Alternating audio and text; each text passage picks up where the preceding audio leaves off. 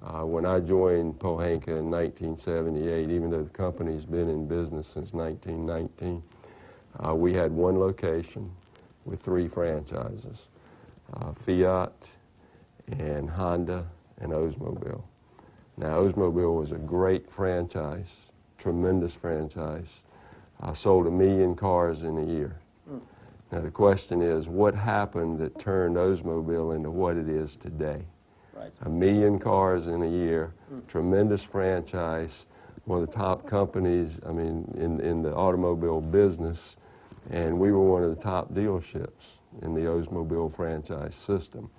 But today they're completely out of business, completely gone. So the things that you talk about, you look at Pohanka as a company, started in 1919 by Mr. Pohanka's father. They were able to go through World War where there were no cars to sell. Now, they're a new car dealer, and there are no new cars to sell, right. Able to survive that situation, a Great Depression, a credit crunch, a gas crunch, seen interest rates at 19%, interest rates at 0%. Now, what enables a company to be able to handle all of those situations and be stronger today than they've ever been in the history of the company? And so that is a capacity to change and the commitment to develop people and a commitment to the customer. So it takes an incredible amount. Mr. Pohanka can't do it by himself. I can't do it by myself. You can't do it by yourself, but we as a team continue to work to do what it takes to make it easy for the customer to do business with us. It's been an incredible run for the company through all those situations, and especially, I mean, since I've been here, we've had the opportunity to grow, develop, spread, and we're in about a 150-mile radius, and we now have about 1,300 employees. I say team members. We shouldn't use the word employee. Right. We have 1,300 team members, and we sell about 21,000 cars a year. We're not too far away from being a $1 billion company. So that's a large volume of sales, a large volume of people. We create jobs. There's a lot of unemployment in the nation at this point in time, and we're creating jobs and continuing to grow the company, continue to look forward. My vision is that I would like for us to be the best in the world, the best in the business, and in order to do that, we have to develop the best systems, the best processes.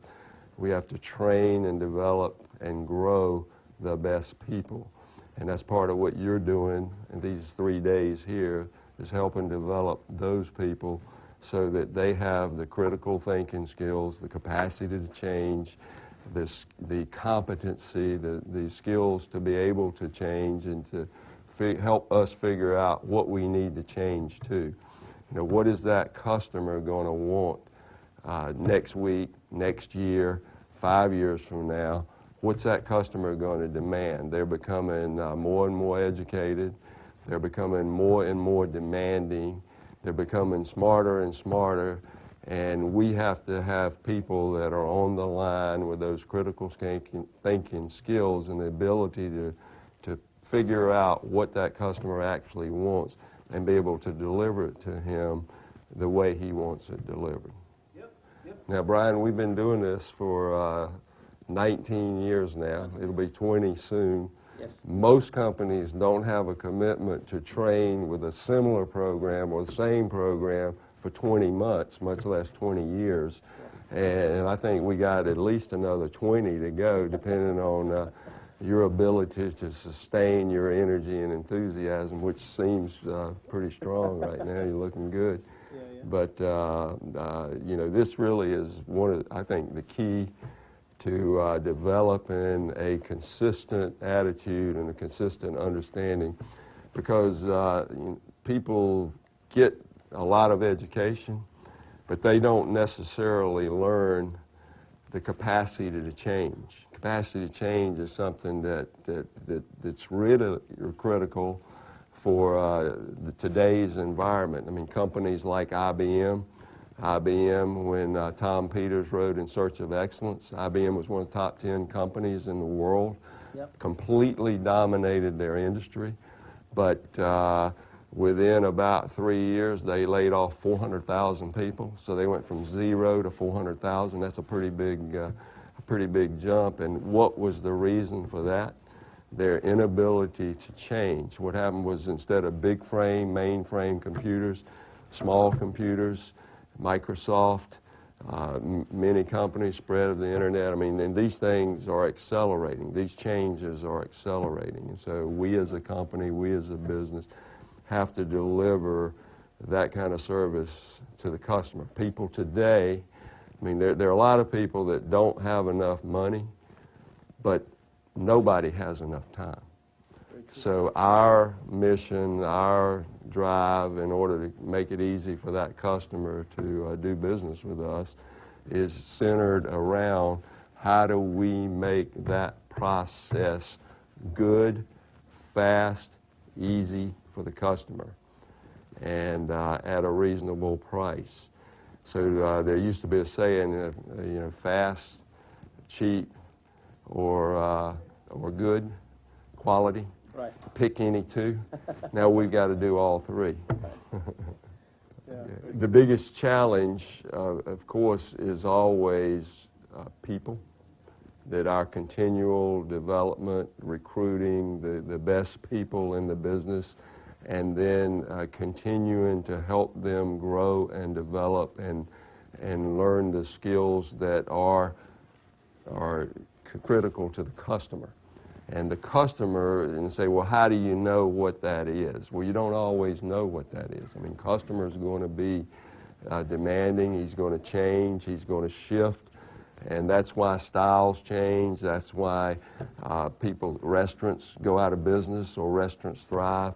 And our challenge is that we continually grow and develop people in our company who are excited, positive, committed, want to serve that customer, and continue to try to get better, to drive to get better, to drive to be the best in the business. There are things that we do that are better than anybody else in the world.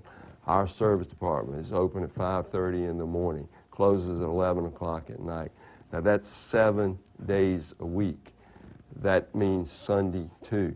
We're open at 5:30 in the morning and Sunday morning. We're open at 11 o'clock Sunday night. And that goes for 365 days a year. Christmas Day, New Year's Day, we're open 5:30 in the morning, close at 11 o'clock at night. Now you say, well, that seems like we really drive our people. We have 29 different languages spoken in our service department. 29 different languages. That means that there are people who don't celebrate Christmas. They celebrate other holidays.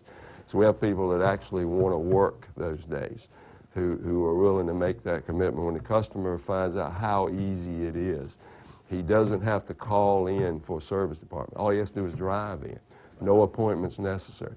He can drive in whenever he thinks about it, whenever it's easy for him. He doesn't have to pick up that phone. That makes things a lot more efficient for us from an operating standpoint. If we don't have to be answering the phone because the customer doesn't call because they just drive in, and then we fix 70% of the cars in an hour or less, and we fix it right the first time, then that makes it significantly easier for the customer. That also makes it significantly easier for our people. And it makes it smoother. It makes the process much better. And we're constantly looking for ways, how do we improve it? How do we take waste out of it? That benefits the customer. That benefits us as a company. That benefits people trying to do a high-quality job right the first time. So that's what we're going to be striving for the future. The other thing is we're continuing to grow our business. We grow our people. We grow our business. We're going to be opening up a a new Honda dealership in Chantilly in the next 2 years. We're going to be building a new Honda dealership out on Marlboro Ritchie on I-95. We built a new Honda dealership down in Fredericksburg 3 years ago. We've been the #1 Honda dealer in the zone. We also are the #1 Acura dealership in the world. So we move to the best of the best position, best of the best level. And I think that's the proof. The proof is that the customer will come back and do business with us one more time. He'll come back and buy another car from us. He'll come back and do service with us. He'll send somebody in. He'll recommend somebody to do business with us. I just got a call right out here just a few minutes ago, a referral from a Phil Ficina, guys in New York City. He says, I heard Phil tells me how easy it is to do business with you. No hassle, no problem, and it's a good experience. He said, oh, by the way, we do use your service department too, and we're very impressed with service. Our service department, I ran into a lady yesterday at the bank board meeting. She said, oh, I use your Acura service department. And she said, I can't believe your business model there, that your service is open all the time. There's no waiting. You take us right in, you fix the car, you get us back out.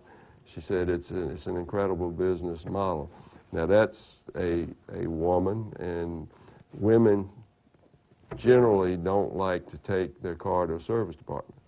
They try to get their husband to do it, or some male member of the family. But we have a situation where I want to create that environment where women actually like to bring their car to the service department, volunteer to bring the car to the service department. Say, don't worry about that, honey, I'll take it in. See, of Pohanka is commitment and excellence.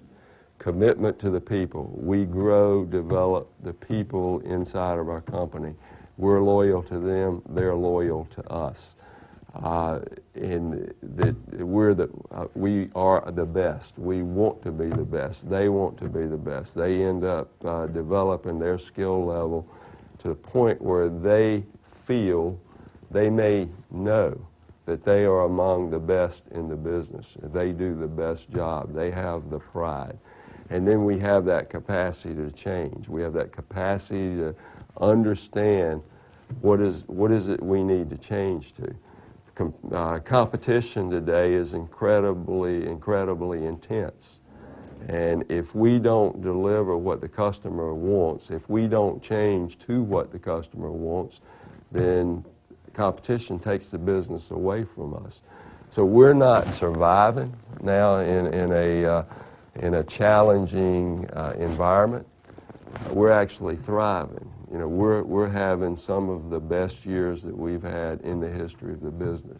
We're actually growing. We're actually hiring people. We're actually looking for good people. We're actually trying to identify people in our company now who want to grow, who want to be better, who want to do better than they're doing now. And we need them for 2 years from now. We need them for 5 years from now. We'll need them for 10 years from now. You know, in 7 years, we're going to have been in business 100 years. So we're going to be 100 years with same name, basically same family involvement with people like me that come along and take ownership in the company, take ownership in the development and growth of the company, that take ownership and the pride. But we have people that might be lot attendants, that might be salesmen, that might be service technicians, that take the same kind of approach, the same kind of attitude. That's the legacy of the company, and that'll keep the company strong and healthy and growing for another 100 years.